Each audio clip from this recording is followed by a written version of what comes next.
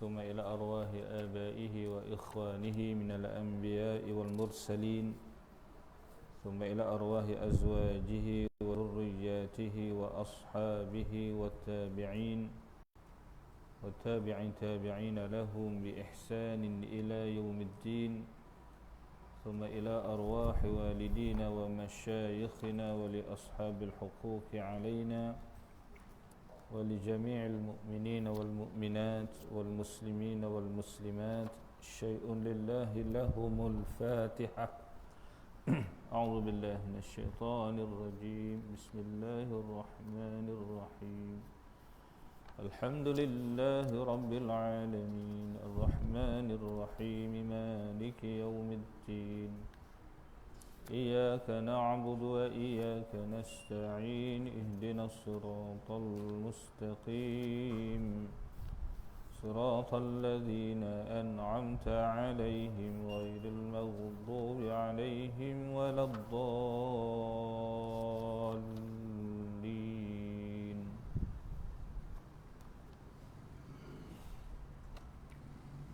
السلام عليكم ورحمة الله وبركاته.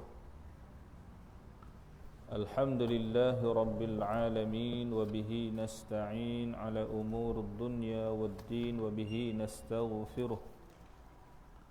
الصلاة والسلام على أشرف الأنبياء والمرسلين سيدنا وحبيبنا وشفيعنا ومولانا محمد وعلى آله وأصحابه وأتباعه إلى يوم الدين.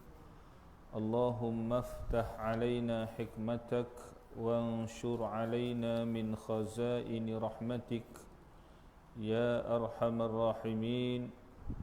ثم أما بعد.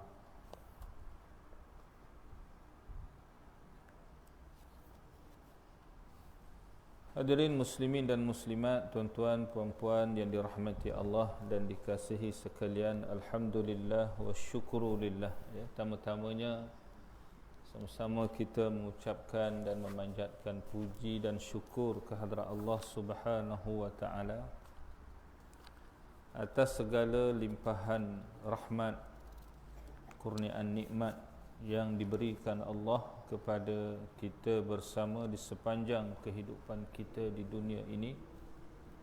Dan alhamdulillah Allah Subhanahu wa taala mengurniakan kepada kita nikmat iman dan Islam.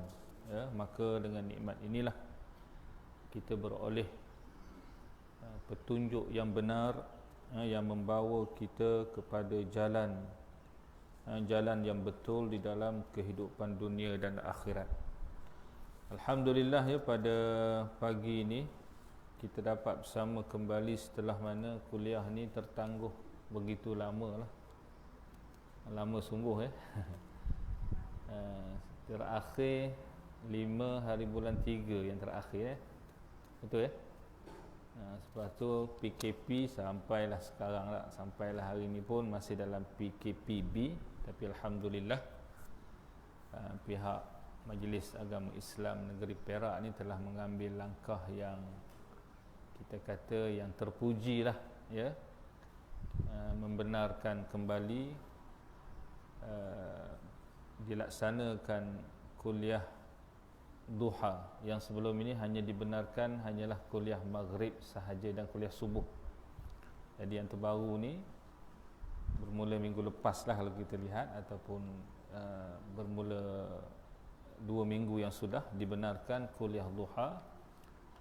Dan alhamdulillah pada pagi ini kita di Masjid Melayu ni dapat memulakan semula, ya, kuliah duha yang kita harapkan kuliah ini akan dapat berterusan lah, insya-Allah lah, sehinggalah kita ni berjaya mengkhatamkan tafsir Al-Quran ini, insya-Allah. Saya bimbang tadi kok ada yang terlajak dah lupa lorong nak ke Masjid Melayu tak. dah lama sangat apa. Lama sangat tak datang, ya tak. Jadi tapi tak apalah, alhamdulillah. Ini pun kita lihat muslimat pun masih kurang lagi tak. Mungkin ada yang tak tahu, mungkin ada yang berhalangan dan seumpamanya. Apapun kita sentiasa bukan setakat mematuhi SOP yang ditetapkan oleh pihak berkuasa untuk kita menghalang ataupun kita ni berusahalah untuk menghalang jangkitan COVID-19 ini. Dan yang lebih penting lagi, kita tak lupa sentiasa bermunajat, berdoa, bermohon kepada Allah Subhanahu wa taala. Moga-moga virus ini akan dihilangkan, dimatikan oleh Allah, dan kita dapat menjalani kehidupan kita dalam keadaan yang lebih tenang dan lebih selamat, insya-Allah. Tuan-tuan dan puan dirahmati Allah sekalian, kita masih berbincang di dalam menafsirkan, mentadabbur surah Al-Mu'minun. Surah Al-Mu'minun yang terakhir dalam catatan saya ini kita berhenti setakat ayat 22, betul ke? Bukan 22 ke ayat 30 22 last 23. Oh.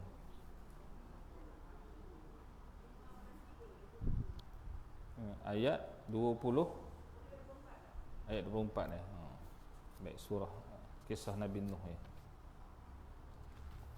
Saya pun heran, saya catat ni mungkin tersilap lah. Saya catat ayat sampai ayat 30. Mungkin saya lihat balik memang baru terperasan bahawa ada satu kumpulan ayat yang tertinggal 23 belum lagi baik. Walaqad arsalna Nuhan betul ayat tu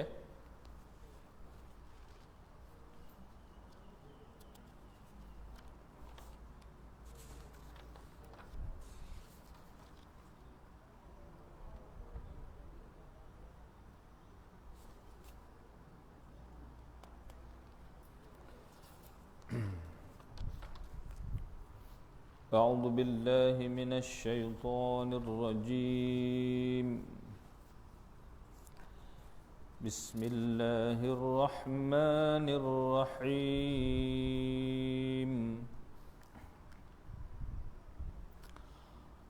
ولقد أرسلنا نوحا إلى قومه فقال يا قوم اعبدوا الله ما لكم من إله غيره أفلا تتقون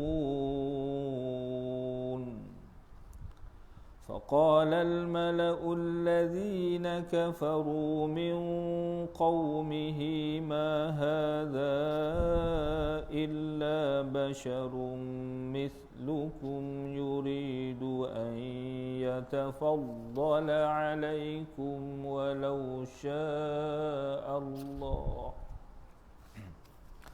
ولو شاء الله لأنزل ملائكة ما سمعنا بهذا في آبائنا الأولين إن هو إلا رجل به جنة فتربصوا به حتى حين قال رب انصرني بما كذبون فأوحينا إليه أن اصنع الفلك بأعيننا ووحينا فإذا جاء أمرنا وفرت النور فاسلك فيها من كل زوجين اثنين وأهلك إلا من سبق عليه القول منهم ولا تخاطبني في الذين ظلموا إنهم مغرقون فإذا استويت أنت ومن معك على الفلك فقل الحمد لله الذي نجانا من القوم الظالمين وقل رب أنزلني منزلا مباركا وأنت خير المنزلين إن في ذلك لآيات وإن كنا لمبتلين صدق الله العظيم. Maksudnya, dan demi sesungguhnya kami telah mengutuskan Nabi Nuh kepada kaumnya. Lalu berkatalah ia, wahai kaumku, sembahlah kamu akan Allah. Sebenarnya tidak ada Tuhan bagi kamu selain daripadanya. Oleh itu, tidakkah kamu mahu bertakwa kepadanya? Maka ketua-ketua yang kafir dari kaumnya berkata sesama sendiri, orang ini hanyalah seorang manusia seperti kamu. Ia bertujuan hendak melebihkan dirinya daripada kamu. Dan kalaulah Allah berkehendak, yakni mengutuskan seorang rasul, tentulah ia menurunkan malaikat menjadi rasulnya. Kami tidak pernah mendengar seruan seperti ini dalam kalangan datuk nenek kami yang telah lalu. Ia tidak lain hanyalah seorang lelaki yang mengidap penyakit gila. Oleh itu, tunggulah akan perubahan keadaannya hingga ke suatu masa. Nabi Nuh berdoa dengan berkata, wahai Tuhanku, tolonglah daku, kerana mereka mendustakan seruanku. Lalu kami wahyikan kepadanya, buatlah bahtera dengan pengawasan serta kawalan kami, dan dengan panduan wahyi kami tentang cara membuatnya. Kemudian, apabila datang hukum kami untuk membinasakan mereka, dan air memancut-mancut dari muka bumi yang menandakan kedatangan taufan, maka masukkanlah ke dalam bahtera itu 2 dari tiap-tiap sejenis haiwan, yakni jantan dan betina. Dan bawalah ahlimu dan pengikut-pengikutmu selain daripada orang-orang yang telah ditetapkan hukuman azab kepadanya di antara mereka, yakni disebabkan kekufurannya. Dan janganlah engkau merayu kepadaku untuk menolong kaum yang zalim itu, kerana sesungguhnya mereka akan ditenggelamkan dengan taufan sehingga mati lemas. Kemudian apabila engkau dan orang-orang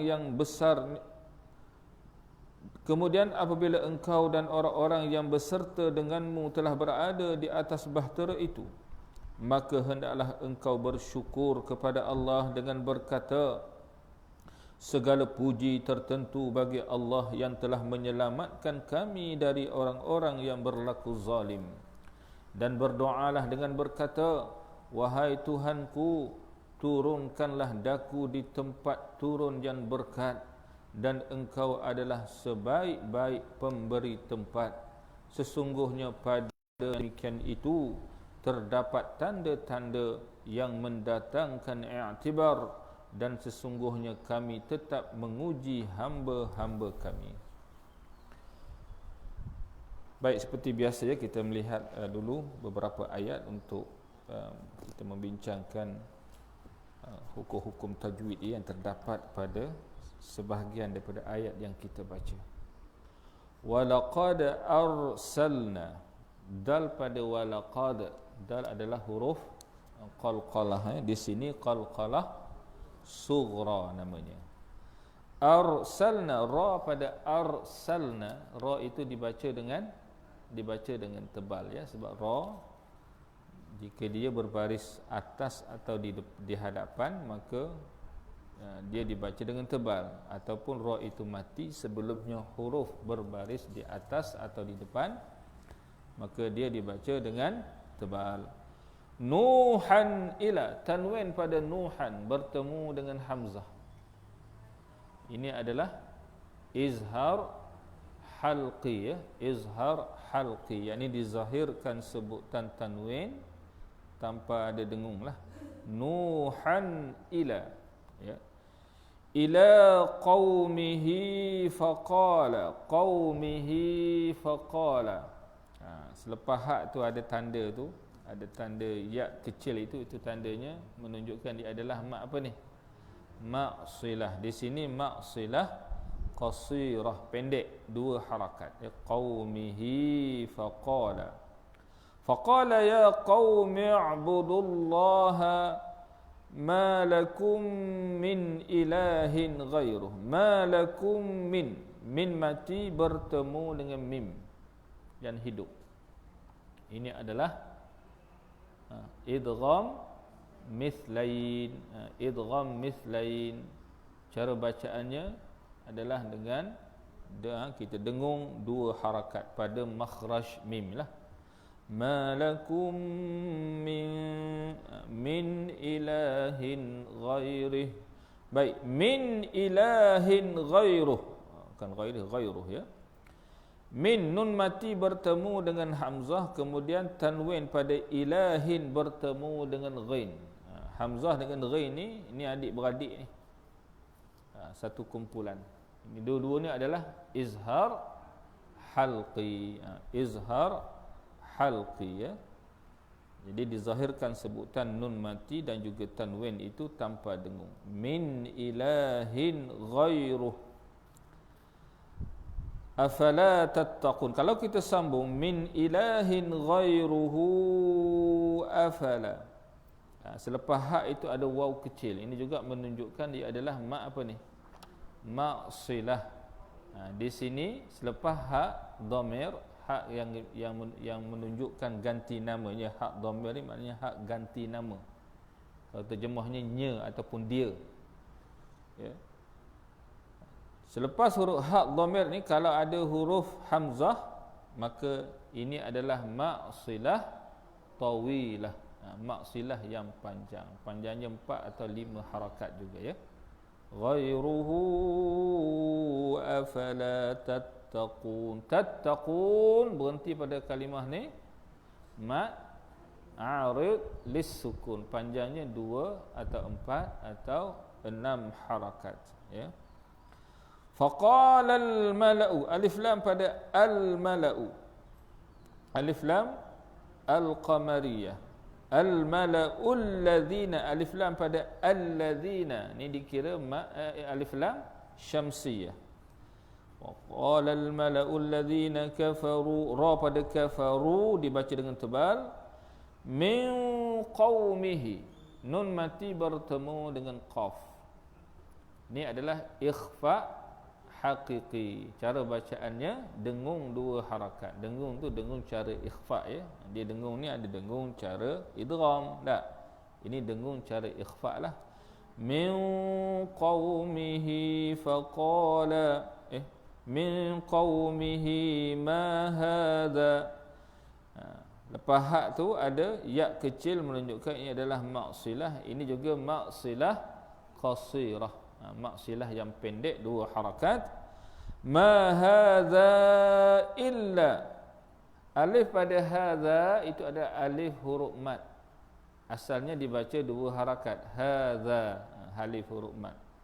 Pada ha itu pun ada alif juga, itu juga adalah mat asli, ya. Hadza bertemu dengan hamzah.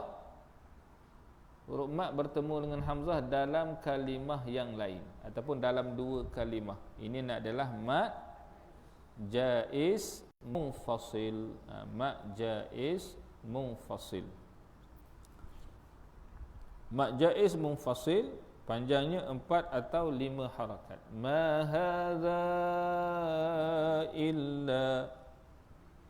Kalau dalam riwayat yang lain harus juga dibaca dengan 2 harakat. Kalau imam-imam Mekah, kalau kita biasa dengar, dia baca 2 harakat je. Tapi kita ni sebenarnya riwayat Hafaz an Asim dibaca dengan 4 atau 5 harakat, ya.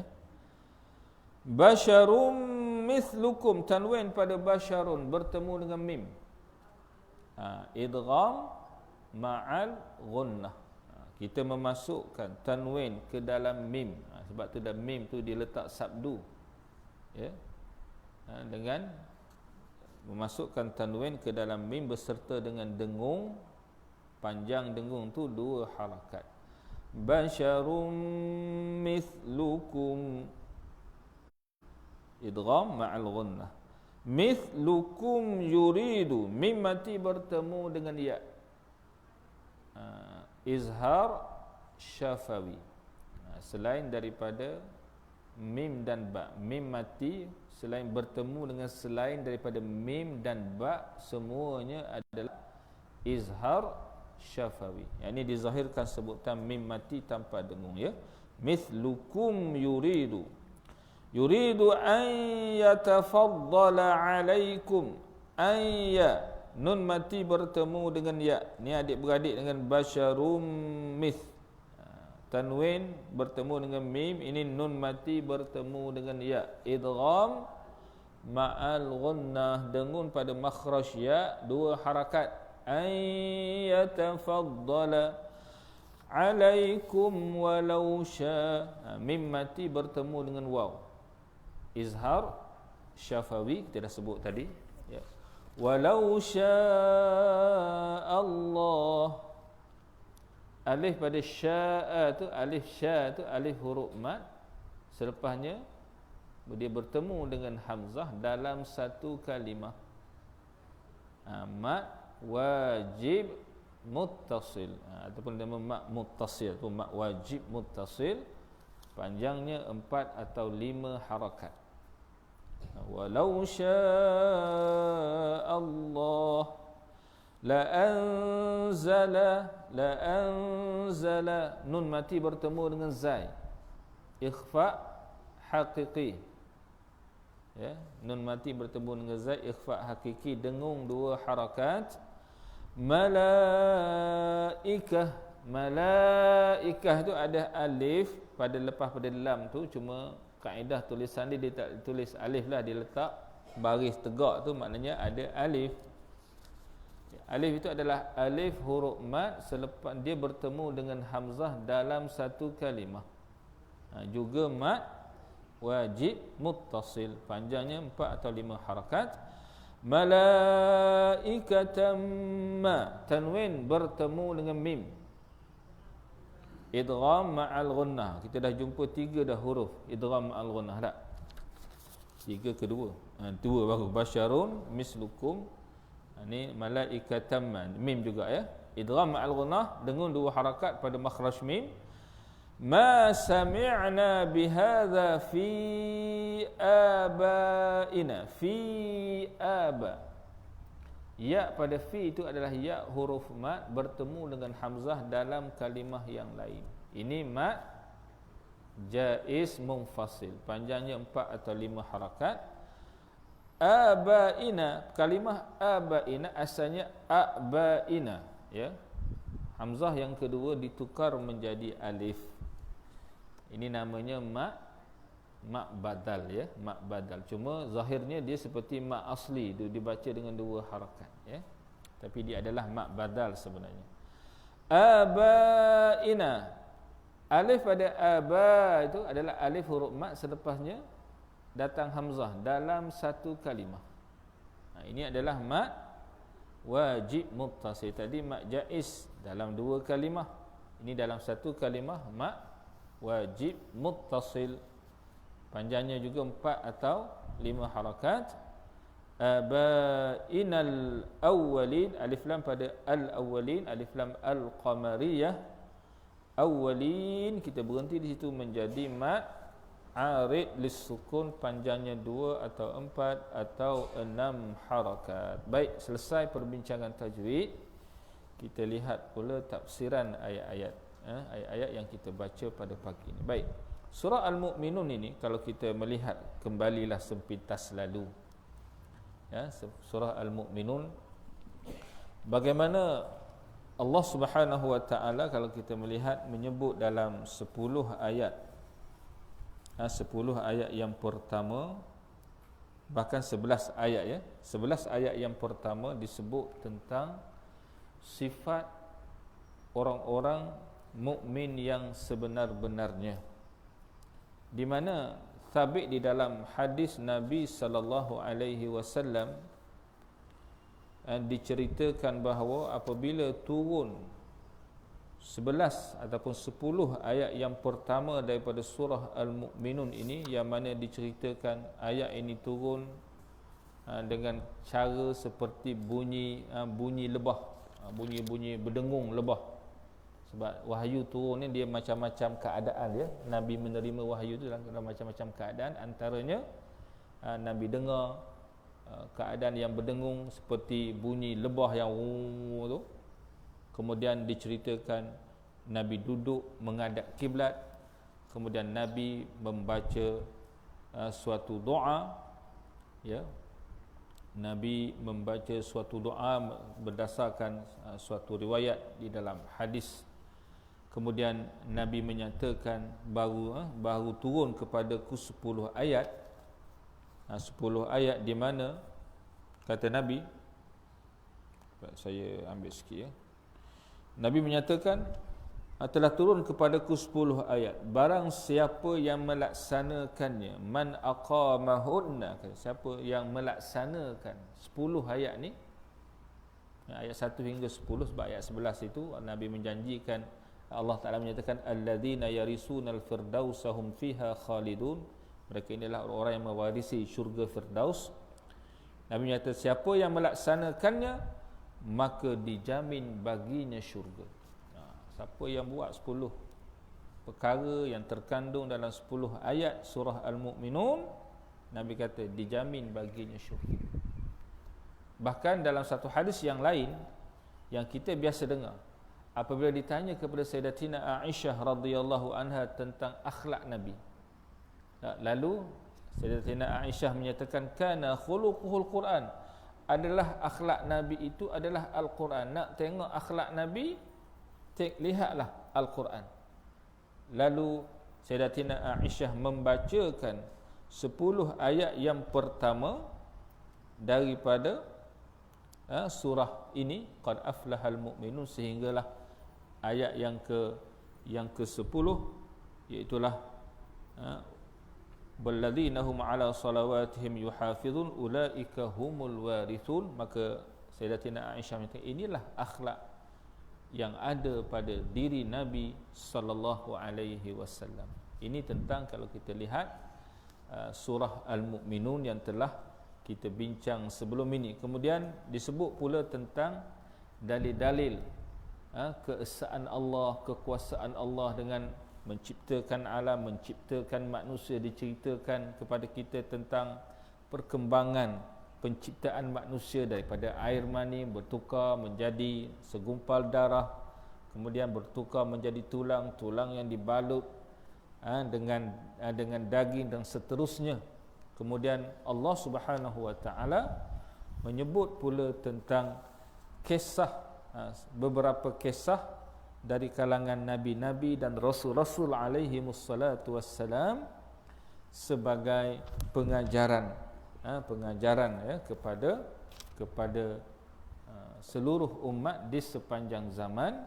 Dan secara khususnya kisah-kisah ini disebut oleh Allah kepada Nabi sallallahu alaihi wasallam untuk antaranya untuk menenangkan hati Nabi, untuk Nabi juga mengambil iktibar bahawa bukan Nabi kita Muhammad sallallahu alaihi wasallam sahaja yang diuji oleh Allah di dalam perjuangan mereka, di dalam dakwah mereka, bahkan nabi-nabi yang terdahulu pun diuji oleh Allah Subhanahu wa taala. Antaranya yang disebut ya, kisah yang pertama yang kita baca adalah kisah Nabi Nuh alaihi salam. Sebenarnya kisah Nabi Nuh alaihi salam ini telah disebut di dalam surah-surah yang sebelumnya. Ya, kalau kita melihat di dalam surah-surah yang sebelum ini, maka telah ada disebut tentang kisah Nabi Nuh alaihi salam. Ya, contohnya kalau tak silap saya sudah disebut dalam surah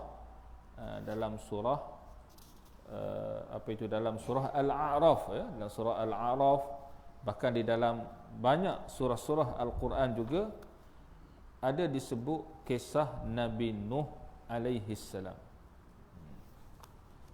Baik. Baik.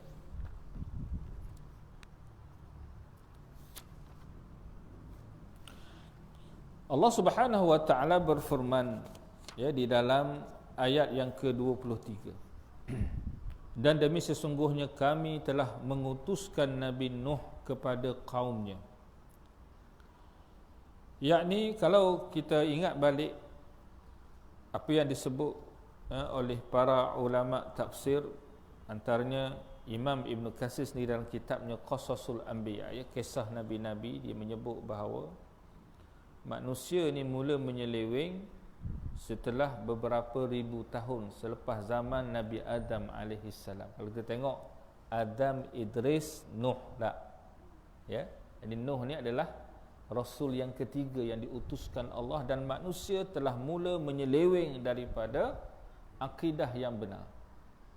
Telah mula menyembah sesuatu yang lain yang telah mensyirikkan Allah Subhanahu wa taala dengan sesuatu yang lain, dan juga mereka yang telah mula melakukan berbagai-bagai kemungkaran, kemungkaran yang telah mengundang sebenarnya kemurkaan Allah Subhanahu wa taala. Dan memang Allah Subhanahu wa taala dengan rahmatnya, apabila manusia ini telah mula menyeleweng daripada akidah yang benar, telah mula menyeleweng dari sudut akhlak, dari sudut kehidupan mereka, maka Allah Ta'ala mengutuskan Nabi dan Rasul untuk mengajak mereka kembali semula kepada Allah, untuk membetulkan semula jalan kehidupan mereka.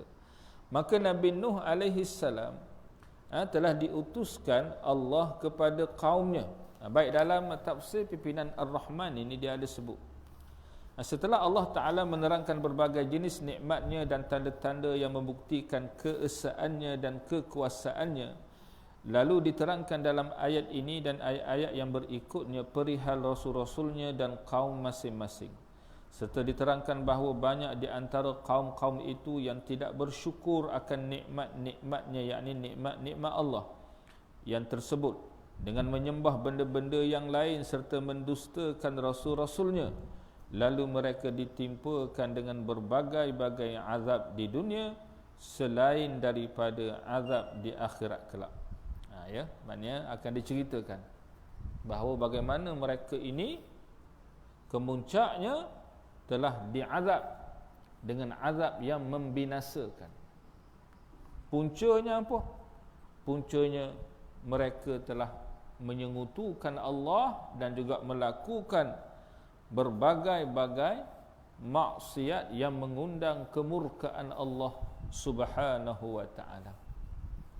Sebab itulah satu sudut, ya, ulama-ulama kita pun memberi ingat kepada kita ni yang kita sedang hadapi sekarang ni, ada wabak COVID-19 tak. Jadi ulama-ulama pun beri ingat antara puncanya adalah maksiat yang dilakukan oleh manusia. Kita tidak boleh nafikan perkara itu.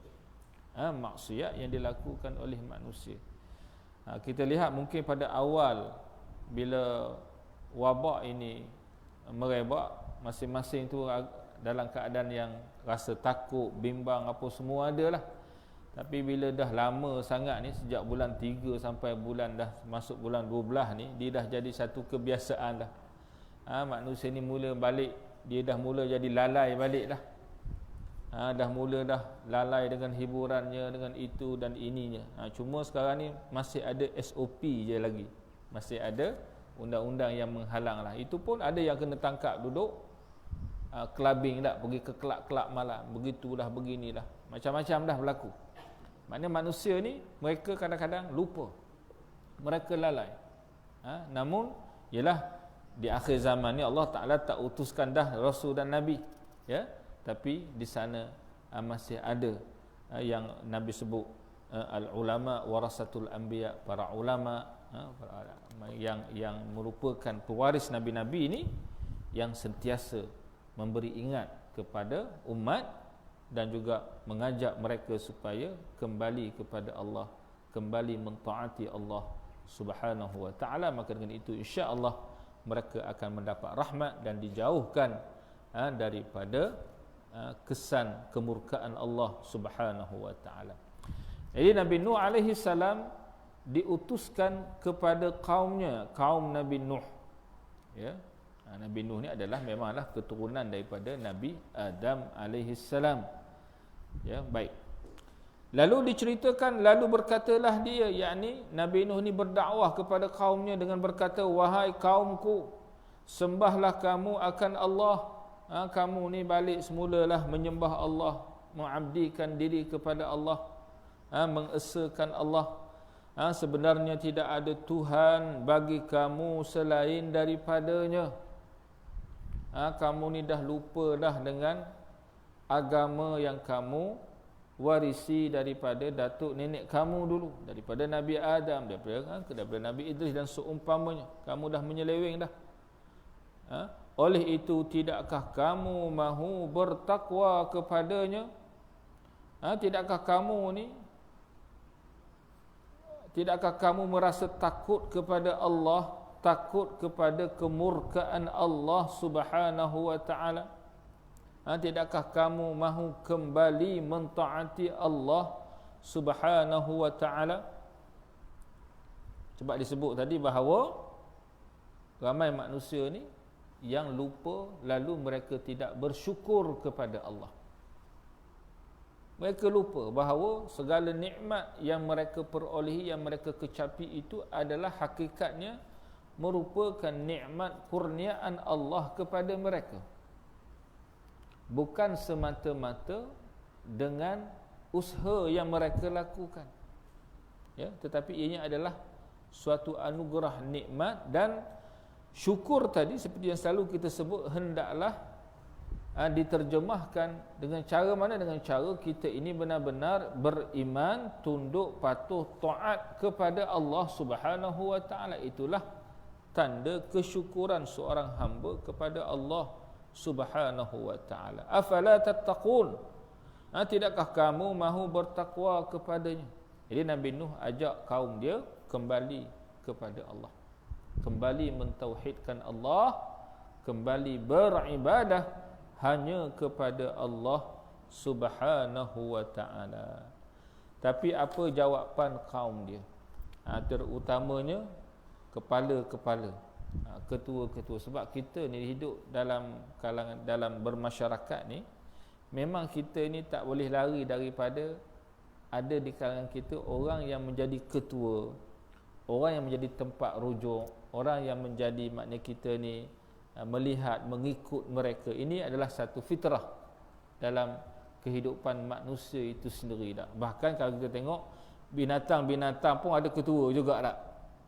Binatang kalau ada kumpulan harimau contoh, ada bos dia, ada kepala dia. Kalau harimau, kalau dia nak tukar ketua, dia kena berlawan lah. Siapa kalah, dia pun kena letak jawatan lah. Sama lah macam manusia juga, dia kena berlawan juga tuan-tuan jadi ketua lah. Cumanya tak adalah lawan macam harimau tu. Tapi nak beritahunya ini. Maka Allah Ta'ala menceritakan, maka ketua-ketua yang kafir dari kaumnya berkata sesama sendiri. Mereka sembang tu, sama-sama mereka ni. Bila Nabi Nuh ni menyeru mereka kembali kepada Allah, mentauhidkan Allah, lalu mereka ni buat mesyuarat tergempar, cakap sama-sama mereka. Apa kata mereka? Orang ini, yakni Nuh ni, hanyalah seorang manusia seperti kamu. Nuh ni macam kita ni je, tak ada lebih, tak ada kurang pun dia ni. Ia bertujuan hendak melebihkan dirinya daripada kamu. Dia ni bukan apa ni, dia nak jawatan dah ni. Itu tengok. Dia nak jawatan, dia nak jadi orang yang berpengaruh, orang yang paling berpengaruh, orang yang paling utama, orang nombor satu ni. Nak jadi orang nombor satu di tempat kita, di negeri kita ni. Ini tuduhan yang dilemparkan kepada Nabi Nuh. Apa lagi mereka kata? Dan kalaulah Allah berkehendak mengutuskan seorang rasul, tentulah ia menurunkan malaikat menjadi rasulnya. Kami tidak pernah mendengar seruan seperti ini dalam kalangan datuk nenek kami yang telah lalu. Tengok. Kalau kita lihat, mereka ni mula menimbulkan keraguan di kalangan kaumnya dengan berkata bahawa kalau Allah Ta'ala nak utuskan seorang rasul, seorang utusan daripada Allah, tentulah Allah Ta'ala tidak akan pilih manusia, tapi dia akan pilih malaikat. Kan kita pun dengar, kita dah baca sebelum ni, bagaimana orang-orang musyrikin di zaman Nabi Muhammad sallallahu alaihi wasallam juga berhujah dengan hujah yang sama. Mereka nak menolak kerasulan Nabi Muhammad sallallahu alaihi wasallam. Mereka menyatakan, mana ada seorang rasul ni dari kepada kalangan manusia. Kalau rasul ni mestilah malaikat, paling tidak. Paling tidak mestilah malaikat. Ini alasan-alasan yang mereka berikan, syubhah, keraguan-keraguan yang mereka timbulkan di kalangan masyarakat yang juga jahil dengan hakikat perkara ini. Sedangkan mereka tahu bahawa Nabi Adam itu sendiri adalah seorang rasul dan dia adalah dari kalangan manusia, dia bukan malaikat. Ya, dia bukan malaikat. Sebab kalau utus malaikat, malaikat ini tidak akan dapat hidup bersama dengan manusia untuk memimpin mereka, untuk menunjukkan contoh kepada mereka, untuk menjawab persoalan mereka dan seumpamanya. Bahkan tidak menghayati kehidupan mereka. Ini memang sepatutnya manusialah yang selayaknya Allah Ta'ala angkat menjadi utusan Allah untuk menyeru manusia supaya beriman kepada Allah Subhanahu wa ta'ala. Begitu juga mereka kata apa? Kami tidak pernah mendengar seruan seperti ini dalam kalangan datuk nenek kami yang telah lalu. Kami tak pernah dengar pula dakwah macam ni. Kami dah hidup dah puluh-puluh tahun. Inilah pertama kali kami dengar ajakan seruan dakwah yang seumpama ini. Mereka dakwah bahawa agama yang mereka pegang, anutan mereka itu adalah yang telah mereka warisi daripada datuk nenek mereka. Dan mereka mendakwa bahawa agama mereka itu, kepercayaan mereka itu adalah agama yang benar. Itu dakwaan mereka. Baik.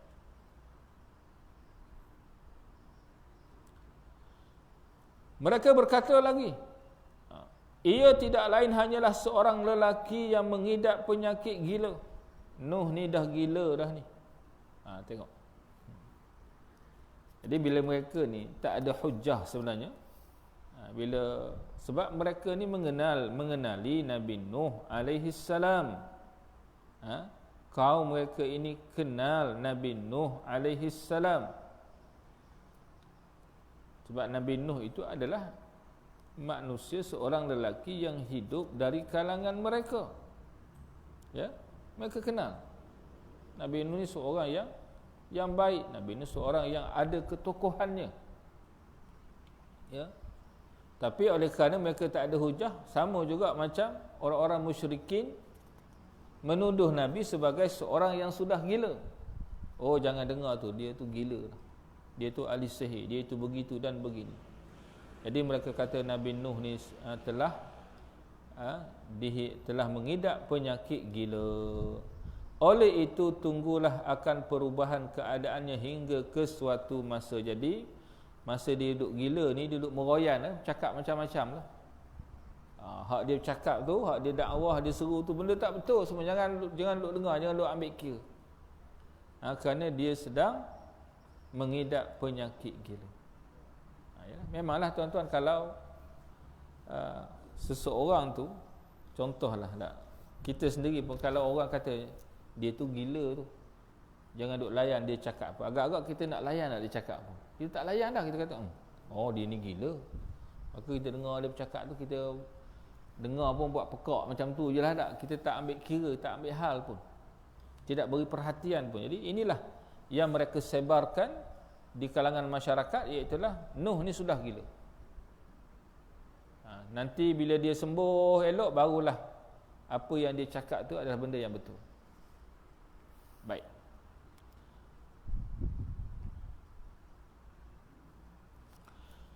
Kemudian Allah Subhanahu wa taala menceritakan apabila Nabi Nuh alaihi salam Kalau dalam surah yang lain, dalam surah Nuh tu ada diceritakan tak bahawa, sebab dalam Quran pun ada satu surah, surah Nuh. Surah tu di depan lagi, kita tak berjumpa lagi surah Nuh ni, di mana kita dah baca surah Nuh dulu belum. Allah Subhanahu wa taala menceritakan dalam surah Nuh, Nabi Nuh alaihi salam telah berdakwah kepada kaumnya berapa lama tuan-tuan? Ini kisah yang masyhur ni. 950 tahun. Dakwah tu bukan sekejap ni, bukan 95 hari, bukan 9 bulan setengah, bukan 95 tahun. Kita 95 tahun lama dah, innalillah dah umur kita ni. Ini 950 tahun dia berdakwah, yang beriman hanyalah jumlah yang sedikit. Bukan tak ada, sikit sangat yang beriman, yang percaya. Sehinggalah sabarnya Nabi Nuh ni selama 950 tahun berdakwah, kemuncaknya dia melihat bahawa tak ada harapan lagi kaumnya ini. Kemuncak dia 50 tahun ni lama ke sekejap ni? Lama, Masya Allah. Kita pun tak nak bayang macam mana 950 tahun berdakwah. Ada dalam surah Nuh dicerita dia berdakwah siang dan malam. Siang berdakwah, malam berdakwah, berterusan selama 950, sehinggalah dia melihat, dia merasakan bahawa dengan yakin bahawa kaumnya dah tak ada harapan dah untuk beriman dan untuk dibaiki keadaan mereka. Lalu Nabi Nuh alaihi salam berdoa kepada Allah untuk membantunya. Untuk Allah Ta'ala pula lah yang campur tangan menguruskan kaum yang kufur, yang engkar, yang degil ini. Minta campur tangan daripada Allah Ta'ala sendiri. Lalu diceritakan dalam ayat 26, qala rabbi unsurni bima kazzabun. Nabi Nuh berdoa dengan berkata, wahai Tuhanku, tolonglah daku kerana mereka mendustakan seruanku. Kalau dalam surah Nuh tu Allah Ta'ala cerita, Nabi Nuh berdoa lagi apa? Rabbi la tazar 'alal ardi minal kafirina dayyara. Tuhanku, wahai Allah, ya Tuhanku, jangan kamu tinggalkan walau seorang daripada kalangan orang-orang kafir di bumi ini. Nabi Nuh berdoa supaya orang yang kafir ni kalau dia kekal ada, dia akan merosakkan, dia akan membawa kerosakan. Dia akan merosakkan akidah orang lain, dia akan merosakkan kehidupan, dia akan menyebarkan fitnah, dia akan menyebarkan maksiat. Maka kata Nabi Nuh diceritakan dalam ayat ayat 71 surah Nuh, bahawa itulah antara kandungan doa Nabi Nuh alaihi salam, supaya jangan tinggalkan atas muka bumi ini walaupun seorang dari kalangan orang-orang yang kufur dan ingkar ni. Biar habis semua. Maka Allah Subhanahu wa taala telah memakbulkan doa Nabi Nuh alaihi salam. Allah Ta'ala memakbulkan doa Nabi Nuh, maka diceritakan, lalu kami wahyikan kepadanya, buatlah bahtera dengan pengawasan serta kawalan kami. Pertamanya, Allah Ta'ala perintah Nabi Nuh buat bahtera. Allah Ta'ala lah yang akan mengawasi, Allah Ta'ala lah yang menunjuk ajar tentang cara nak buat bahtera ni macam mana. Maka kita lihat, kalau kita ingat dulu, kita telah bincang tentang kisah Nabi Nuh alaihi salam ini, bahawa bila ada perintah membuat bahtera, Nabi Nuh telah menanam pokok. untuk buat bahtera. Tanam pokok tu pun 40 tahun. Tu. Padanlah dia berdakwah 950 tahun. Tak. Tanam pokok tu saja 40 tahun. Ada disebut dalam Qasasul Anbiya. Kitab, dalam kitab Qasasul Anbiya. 40 tahun. Kemudian dia tebang, maka barulah dibelah pokok-pokok itu dengan panduan yang diberikan oleh Allah cara nak buat macam mana. Lalu Nabi Nuh alaihi salam telah berjaya membina bahtera. Oh, lagilah kaum dia kata, oh Nuh ni memang sah gila. Sebab apa? Buat bahtera atas darat. Buat bahtera yang besar atas darat, tengah-tengah padang pasir tu. Kalau buat bahtera, buat kapal tepi Sungai Perak, tak ada masalah. Ada tepi Sungai Perak tak ada. Kalau buat bahtera tengah-tengah apa tu Lebuh Raya Pelas semua agak-agak macam mana? Wah, ni nak buat apa ni? Nanti kita nak belayar lah tengah-tengah bahtera, tengah-tengah apa Lebuh Raya ni. Orang kata apa tuan-tuan? Sah gila. Dia mudah sah gila. Tapi Nabi Nuh alaihi salam buat itu semua adalah dengan perintah wahyu daripada Allah Subhanahu wa ta'ala. Lalu dia bina. Selesai membina. Bila dah selesai bina bahtera ni, apa Allah Ta'ala sebut? Kemudian apabila datang hukum kami, pada Allah Ta'ala telah mendatangkan bala. Hukum Allah ni adalah berbentuk bala untuk membinasakan mereka. Yakni kita semua tahulah apa balaknya. Allah Ta'ala cerita, dan air memancut-mancut dari muka bumi yang menandakan kedatangan taufan. Kemudian air ni terpancut daripada bumi. Saya bila sebut terpancut pada bumi ni tuan-tuan, saya ingat dulu ada satu, bila dulu banjir, kalau ingat dulu banjir di Kota Tinggi, ingat Kota Tinggi Johor dulu. Satu tahun tu dulu ada banjir besar juga yang tenggelam lah kampung di Kota Tinggi tu. Nama Kota Tinggi tuan-tuan, tenggelam juga banjir tak. Rumah-rumah pun tenggelam. Jadi saya pun ikut juga misi bantuan ke sana, saya pergi sekali. Memang kita tengok tu Masya Allah, dahsyat tuan-tuan, macam mana air itu boleh naik setinggi itu. Kalau rumah yang silingnya itu lebih kurang berapa kaki biasa siling rumah kita? 12 kaki ke? Tinggi tak? Rumah yang elok lah. Maknanya peruyuk tu dia bila air tu naik-naik, dia boleh masuk dalam siling tu, lubang-lubang tu masuk. Dia kata ada peruyuk dalam siling tu. Dia suruh tu kita minta tolong kita buat turun peruyuk ada dalam siling ni kata. Kata masuk ke mana? Masa air pasang dia tu. Ya. Cerita mereka kata apa, saya nak sebutnya itulah.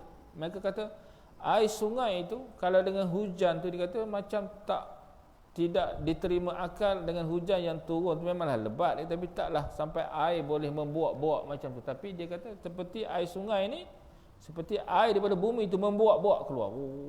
Naik. Maknanya kalau kita bayangkan, begitulah Allah Ta'ala menjadikan air memancut keluar daripada bumi di negeri Nabi Nuh alaihi salam ini, yang menandakan datangnya taufan ataupun datangnya banjir yang besar. Hujan pun turun, daripada atas pun air, daripada bawah pun air. Maka itulah yang berlaku dah, menandakan akan datangnya berlakunya banjir yang besar. Lalu Allah Ta'ala perintahkan apa? Maka masukkanlah ke dalam bahtera itu 2 dari tiap-tiap sejenis haiwan, jantan dan betina. Pertamanya Allah Ta'ala perintahkan supaya Nabi Nuh ambil binatang-binatang yang ada di muka bumi hari itu, ya, buat masuk 2 ekor, jantan betina, jantan betina, jantan betina di bawah. Orang lain itu tak dapat dah diselamatkan semua. Tak, kalau masuk semua karam bahtera tu tak. Ya. Begitu juga Allah Ta'ala memerintah Nabi Nuh, dan bawalah ahlimu. Dan bawalah ahlimu, yakni keluargamu dan pengikut-pengikutmu. Baik, tentang ahlimu ini, kalau kita melihat balik dalam surah Nuh, dalam surah Nuh tu diceritakan dia bagaimana Nabi Nuh alaihi salam ini dia berdoa kepada Allah supaya menyelamatkan anaknya. Sebab anak Nabi Nuh ni tak mahu beriman, isterinya pun tak beriman juga. Tapi Nabi Nuh ini dia berdoa kepada Allah, ya Allah, engkau menyatakan bahawa engkau akan menyelamatkan keluargaku, ini anakku.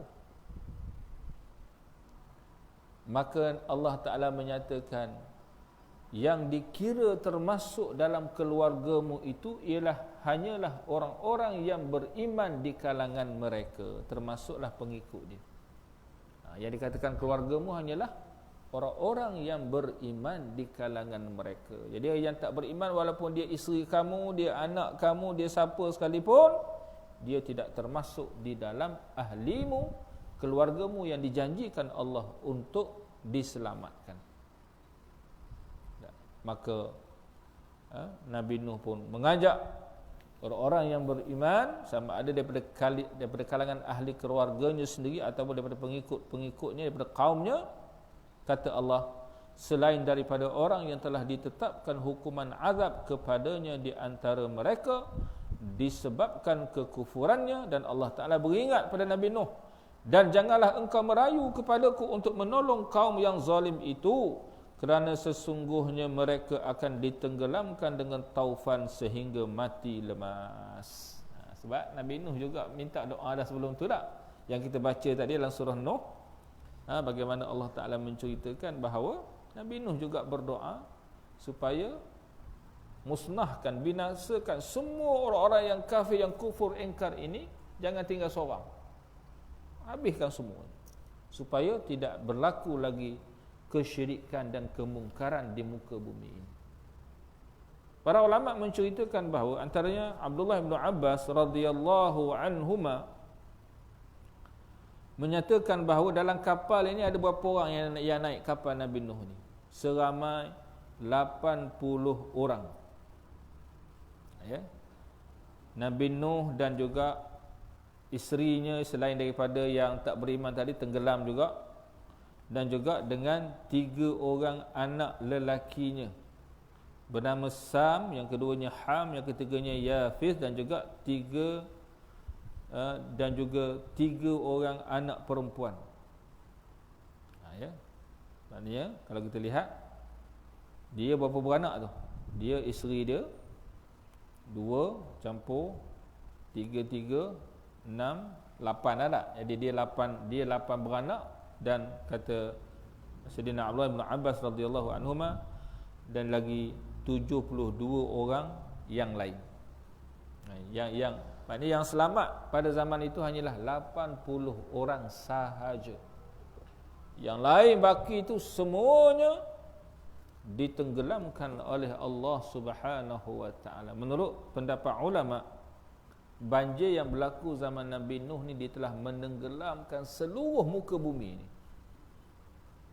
Habis tenggelam semua. Maknanya yang kafir ni habis semua, mati lemah.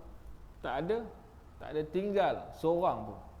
Yang kekal, yang masih tinggal 80 orang ini ialah semuanya di kalangan orang-orang yang beriman kepada Allah dan beriman kepada dakwah yang dibawa oleh Nabi Nuh alaihi salam. Baik. Dan Allah Ta'ala pun larang, sebab kita cerita tadi Nabi Nuh juga berdoa supaya anaknya diselamatkan. Ya, walaupun anaknya itu kafir, dia minta selamat tu, ikutlah Allah Ta'ala nak buat macam mana. Allah Ta'ala nak campakkan hidayah ke apa ke supaya dia beriman dan dia masuk dalam bahtera atau macam mana. Tapi akhirnya bila anaknya ini tetap berdegil tidak mahu beriman, maka Allah Ta'ala menyatakan dia termasuk di kalangan al-mughraqin, yakni orang-orang yang akan ditenggelamkan dalam bah banjir yang besar tersebut.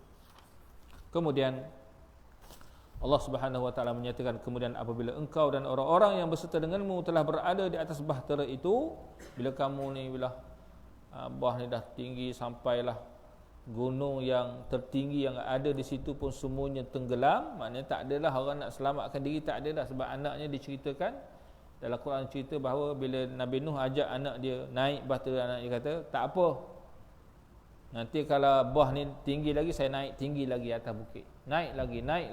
Akhirnya semua bukit ini tenggelam, nak naik ke mana lagi?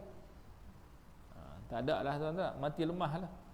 Bila bahtera itu telah selamat, kata Allah Subhanahu wa taala, terapung, lalu maka hendaklah engkau bersyukur kepada Allah dengan berkata, alhamdulillahilladzi najjana minal qaumiz zalimin. Segala puji tertentu bagi Allah yang telah menyelamatkan kami dari orang-orang yang berlaku zalim. Dan berdoa lagi, dan berdoalah dengan berkata, Rabbi anzilni munzalan mubarakan wa anta khairul munzilin. Wahai Tuhanku, turunkanlah daku di tempat turun yang berkat, dan engkau adalah sebaik-baik pemberi tempat. Kita ni doa ni balik rumah pun boleh elok kita baca ni. Rabbi anzilni munzalan mubarakan wa anta khairul munzilin.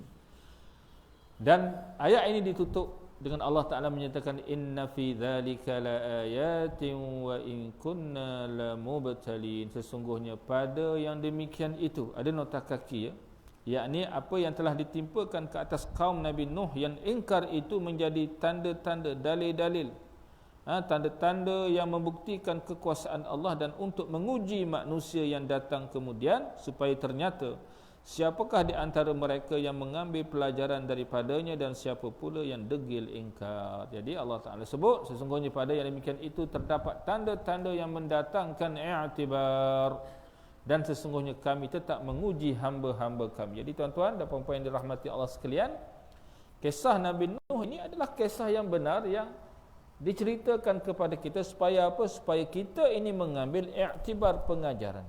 Jangan jadi seperti kaum Nabi Nuh alaihi salam yang kufur kepada Allah, yang tidak bersyukur kepada Allah, yang melakukan maksiat, yang akhirnya perbuatan mereka itu mengundang padah, iaitulah mengundang kemurkaan daripada Allah Subhanahu wa taala.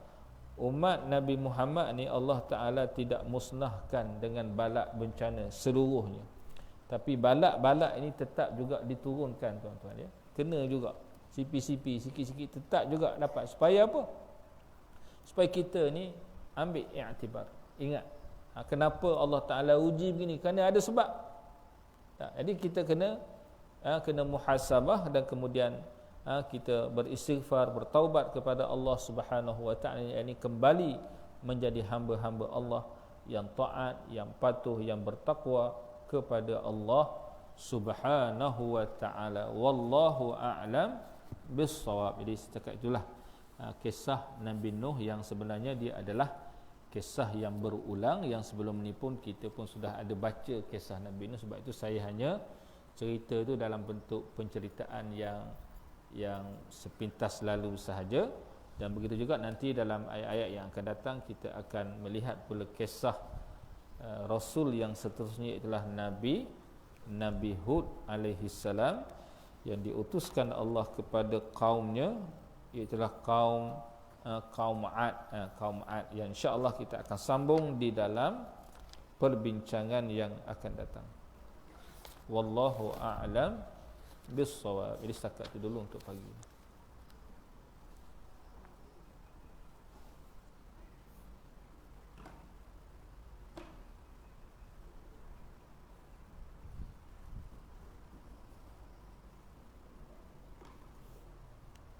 أعوذ بالله من الشيطان الرجيم. بسم الله الرحمن الرحيم. الحمد لله رب العالمين، الصلاة والسلام على أشرف الأنبياء وعلى آله وصحبه أجمعين. اللهم إنك عفو كريم تحب العفو فاعف عنا وعن والدينا وارحمهم كما ربونا صغارا وعن جميع المؤمنين والمؤمنات برحمتك يا أرحم الراحمين. اللهم علمنا مما ينفعنا وانفعنا مما علمتنا. اللهم زدنا علما وارزقنا فهما. اللهم اجعلنا من الذين يستمعون القول فيتبعون أحسنه. اللهم دبرنا يا الله فإنا لا نحسن التدبير. اللهم ادفع واكشف عنا البلاء والوباء، خصوصا ويرس الكورونا والفحشاء والفتن ما ظهر منها وما بطن، ما لا يدفعه ولا يكشف أحد غير. اللهم اتمم بالخير. اللهم عافنا من كل بلاء الدنيا وعذاب الآخرة والشر الدنيا والشر الآخرة. اللهم ربنا ظلمنا أنفسنا وإن لم تغفر لنا وترحمنا لنكونن من الخاسرين. لا إله إلا أنت سبحانك إنا كنا من الظالمين فاغفر لنا يا الله ربنا آتنا في الدنيا حسنة وفي الآخرة حسنة وقنا عذاب النار وصلى الله على سيدنا محمد وعلى آله وصحبه وبارك وسلم والحمد لله رب العالمين تقبل الله منا ومنكم. Kita tangguhkan dengan doa kafaratul majlis dan suratul asr. Subhanakallahumma wa bihamdik asyhadu an la ilaha illa anta astaghfiruka wa atubu ilaik. Bismillahirrahmanirrahim. Wal asr innal insana lafi khusr illa alladhina amanu wa 'amilus salihati wa tawassaw bil haqqi wa tawassaw bis sabr. Aqulu qawli hadha wa astaghfirullahal azim li wa lakum. Assalamu alaikum warahmatullahi wabarakatuh.